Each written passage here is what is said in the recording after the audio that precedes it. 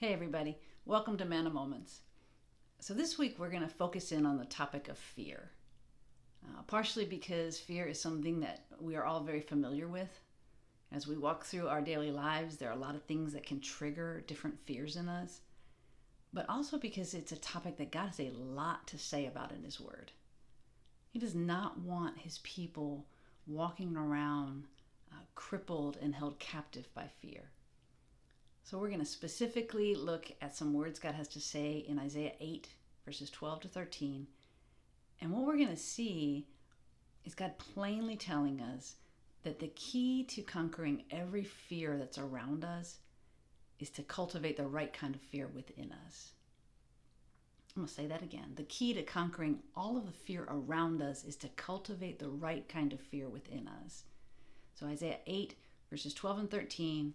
And actually, if we were to go back to verse 11, Isaiah begins by letting us know that God is speaking to him in the strongest possible terms. And he says to Isaiah, "Do not call everything a conspiracy that these people say is a conspiracy. Do not fear what they fear. Do not be afraid. You are to regard only the Lord of armies as holy. Only he should be feared.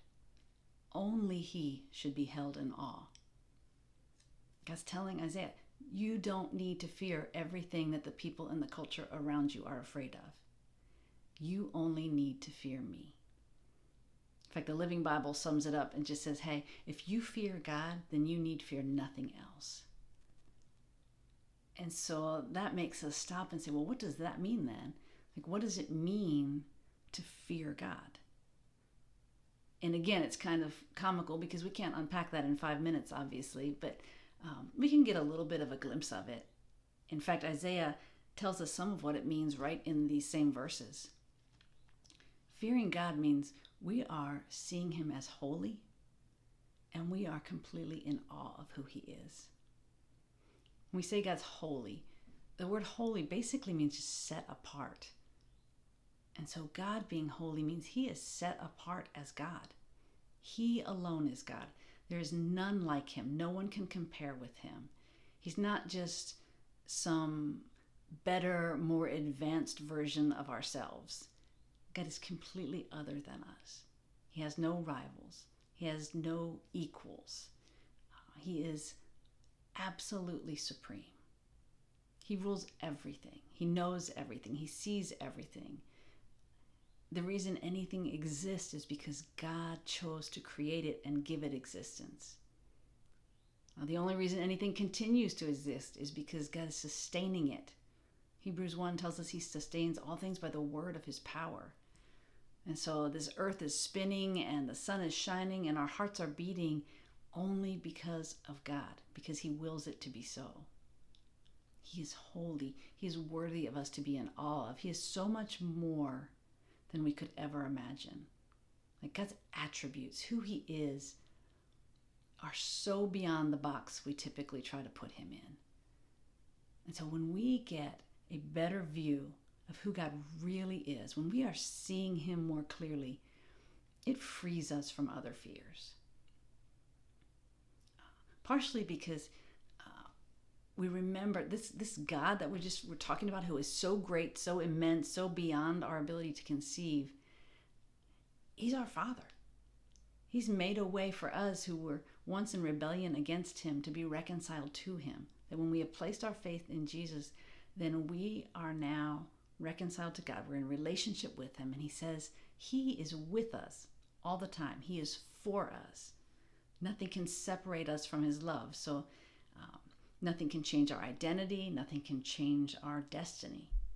So as we're going about our earthly lives and we encounter things that are hard for us, that do hurt us, that we are tempted to be afraid of, things like COVID, things like cancer, like financial stress, pain, loss, you name it.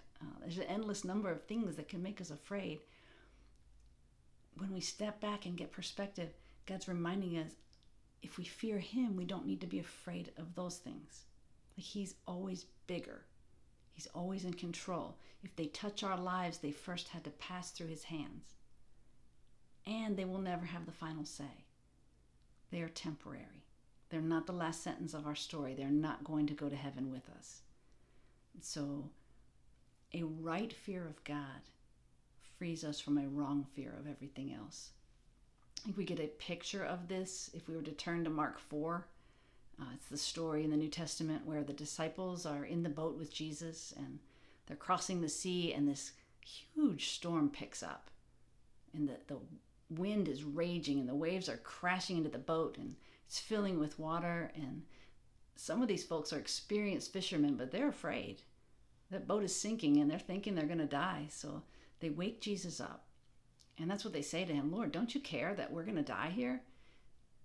And Jesus stands up and he speaks to the storm. And he rebukes the wind, and he tells the waves to settle down and be still. And immediately there's complete calm. And what happens next, if we go to verse 41, it says, and then the disciples were exceedingly afraid. And they said to themselves, who is this, that even the wind and the sea obey him? It's like all of a sudden the storm wasn't so scary, because they're getting a bigger view of who God is. The God who rules the storm, the God who is completely in control and sovereign. They don't need to be afraid of the things going on around them anymore, because they're seeing him for who he really is. And so that's what I've been praying this week as I've been dwelling in these verses, is that God would open our eyes, that he would help us to think better thoughts about him, that we would not try to make him a small God that we're just comfortable with, but that we would think truer, worthier, higher thoughts of him. So, and as we do so, that would free us from fearing anything else. So that's it for this week. God willing, I'll see you next week.